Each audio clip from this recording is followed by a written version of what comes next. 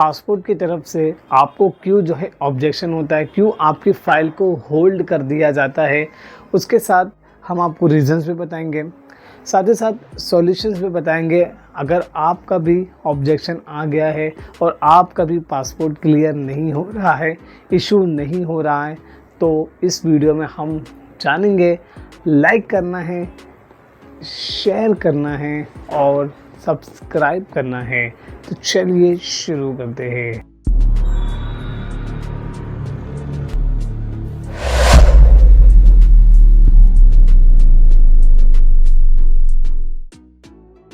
यार, objection letter आ गया। मैं आपको बताता हूँ 3 से 4 रीजंस और इसके सॉल्यूशंस भी बताएंगे हम आपको। सिर्फ रीज़न बताना मेरा काम नहीं है, मेरा काम है कि सॉल्यूशन भी बताना। चलिए बताता हूँ मैं आपको। सबसे पहले जो कि आता है डॉक्यूमेंटेशन इशू आपका। देखिए 3 स्टेज पे जाके आपकी फाइल होल्ड होती है। पहला पीएसके में भी होती है। आप बोलेंगे ऐसे कैसे पीएसके में होती है, तो मैं आपको बताता हूँ।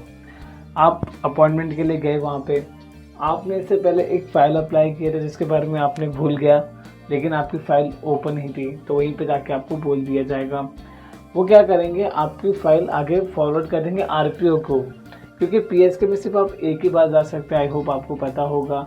उसके बाद फिर जो भी आपका है अपॉइंटमेंट लेना है स्केड्यूल, तो फिर आपको आरपीओ जाना पड़ता है ना। अब दूसरा स्टेज आता है पुलिस वेरिफिकेशन। यहाँ पे क्या होता है कि आपका एड्रेस वेरिफिकेशन होता है, डॉक्यूमेंटेशन का भी चेक किया जाता है, आप अवेलेबल है कि नहीं है वहाँ पे जो आप एड्रेस देते हैं। आजकल तो काफ़ी बार हमने ये भी देखा है कि आपको कॉल आ जाता है, वहाँ पे आपसे सब डॉक्यूमेंट्स ले लिया जाता है। मोस्टली ऐसे ही हो रहा है।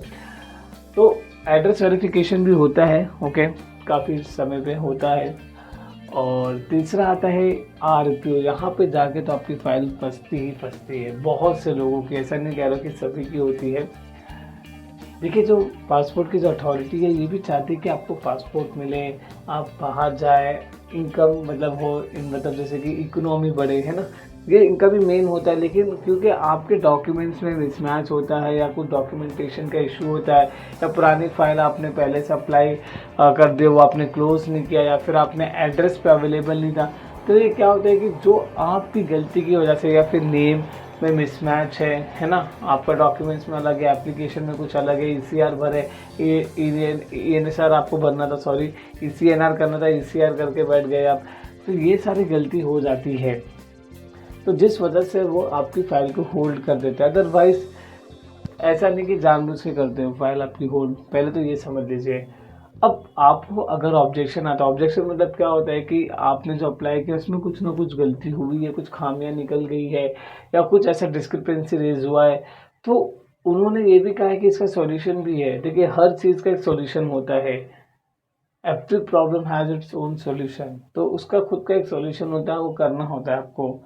अब सॉल्यूशन कहाँ से मिलेगा, क्या मिलेगा, वो सारी चीज़ें आपको मैं बताता हूँ। अगर आपका कोई डॉक्यूमेंट्स का ऐसा कुछ इशू है, तो जब आप लोग फाइल होल्ड करते तो वहाँ पे आपको रीज़न भी बताते कि आपको सॉल्यूशन भी देते कि देखिए, अगर ऐसी प्रॉब्लम हुई है तो आप ये कर लीजिए, उसके बाद सॉल्व हो जाएगा आपका। आई नो कि उनके पास इतना सफिशिएंट टाइम नहीं होता कि आपको बहुत डिटेल में बताए, लेकिन हाँ बता देते हैं। अगर आप जल्द से जल्द कैच कर लेंगे उनकी बात तो समझ जाते हैं, वरना आप किसी और भी दूसरे ऑफिसर होंगे वहाँ से भी आप कंफर्म कर सकते हैं, है ना।